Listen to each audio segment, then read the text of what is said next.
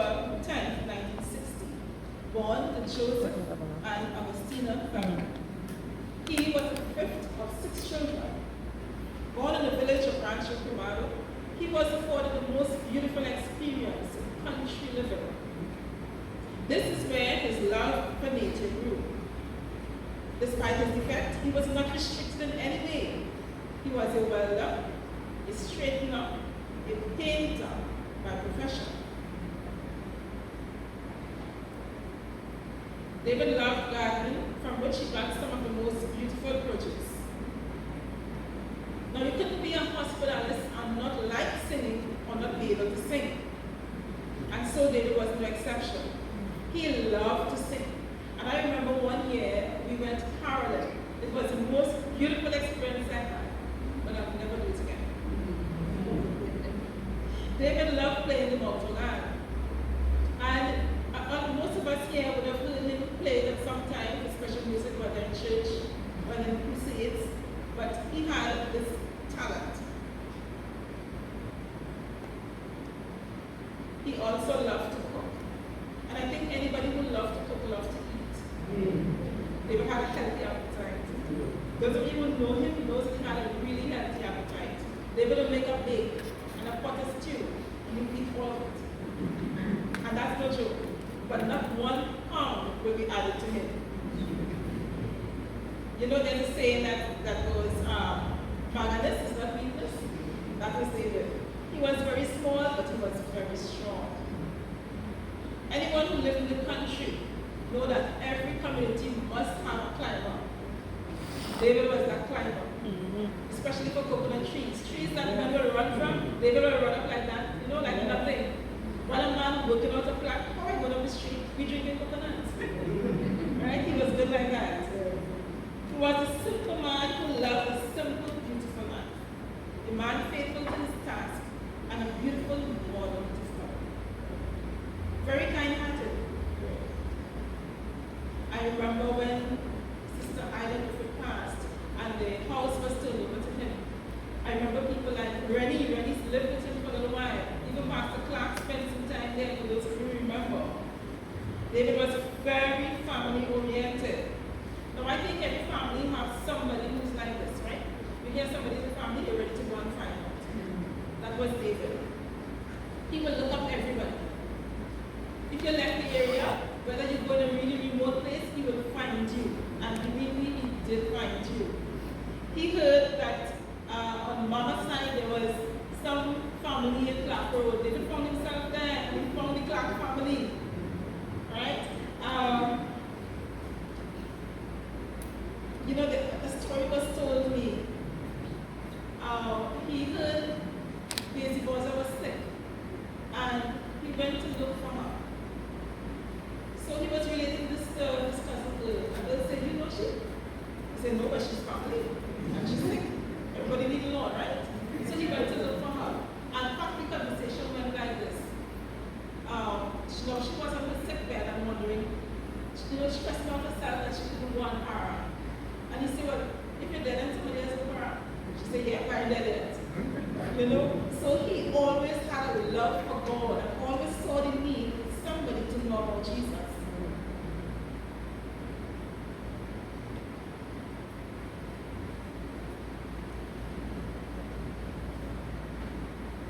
David loved fellowship. He loved worship. In short, and in essence, he loved the Lord. And he always thought about heaven. A very principled man, very soft-spoken. I never heard him speak a loud word. And even if he quarreled, you couldn't tell the difference. And it would always end up in a laughter. You know, hearing David quarrel was something to laugh at, because he just couldn't quarrel. He was selfless. It might be fair to say he had worked in many of the family houses, even if it was just to put down 2 bricks. And if he said, come in, believe me, he'd come. He was a man of his word. He loved ministry, and I'm understanding that even when he lived up north, he used to go on the block. I don't know, I'm just saying, Father, with this. Oh, yes. Oh, yes. 2 rival sides. Oh, yes. He was one of the few men that I walk on both sides.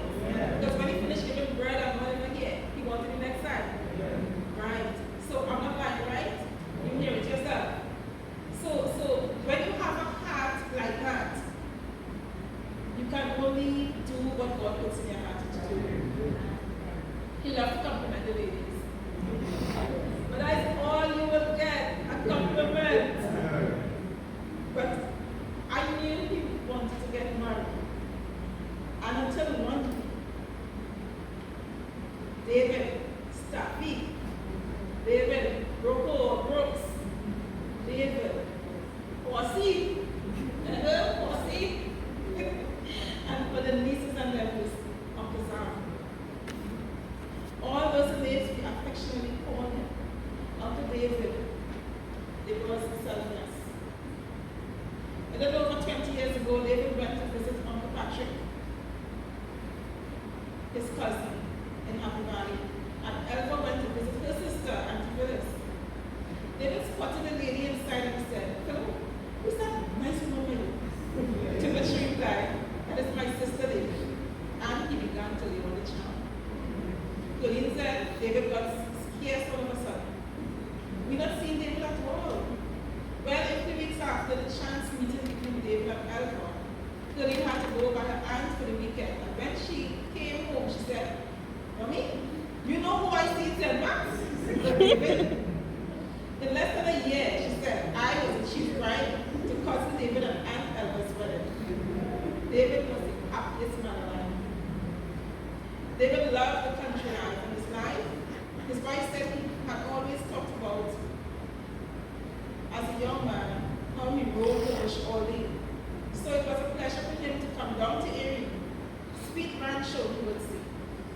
Although he was ailing, he didn't want to be hospitalized. So he spent his last night of earth talking to his dear wife about heaven and to come up with his resurrection.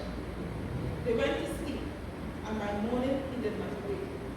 But he fell asleep in Jesus and awaits the call from the life giver. He would be remembered as the son of Joseph and Augustina Felmin, who are both deceased, the husband of Elva Felmin, brother of Harold, Clifford, Julie, and Francis and Anna, who are both deceased, brother-in-law of Norma, Phyllis, Helena, Rhoda, Kathleen, Felix, and Hagar, uncle of many, great uncle of cousin of many, relatives of the Hospitalities, the Felmins, the Aguileras, the Nuts,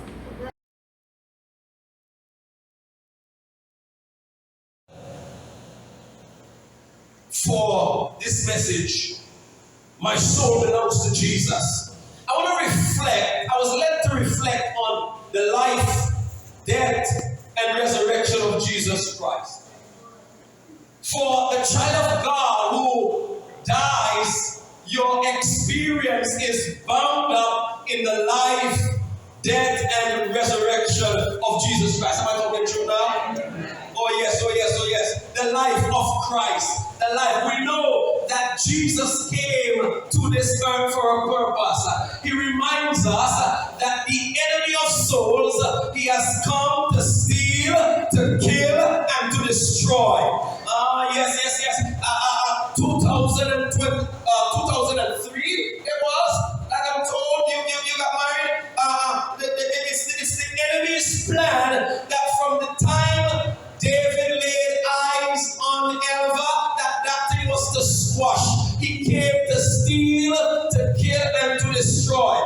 They spent some lovely years together, but that never pleased the devil because his purpose is to kill, steal, and destroy. And the family was in church serving God, but that didn't satisfy the enemy because his purpose was to kill, steal, and destroy. But I'm glad that Jesus came.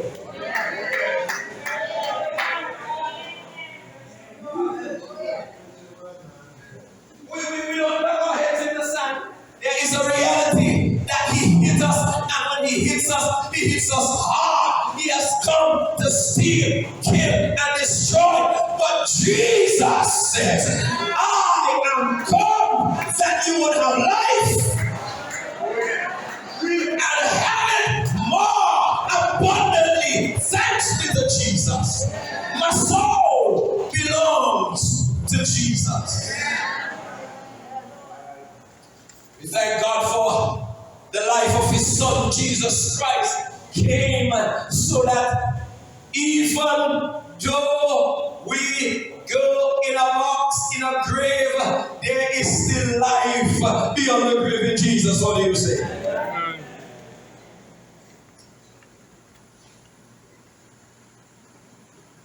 Paul reminds us, for the child of God who comes to know Jesus, you're no longer walking your own walk. And we saw that in David Felmin. An example for all of us to follow. The Apostle Paul puts it this way. He says, I am crucified with Christ. Anybody home? Nevertheless, I live. Yet not I, but who? Christ.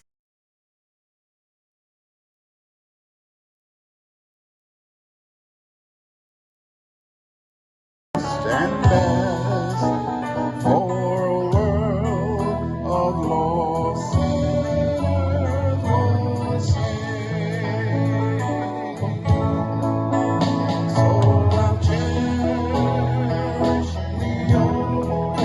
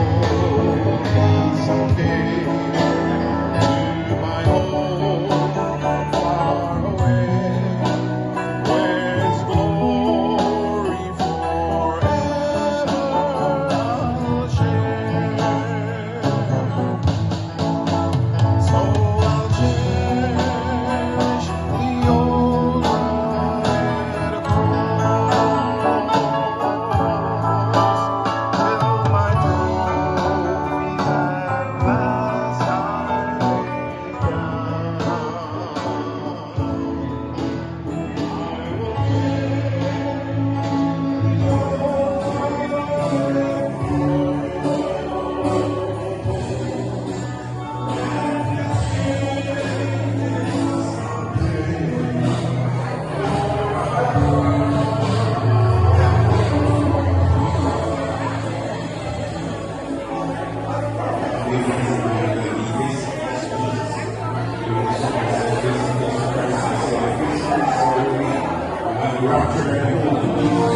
lay down.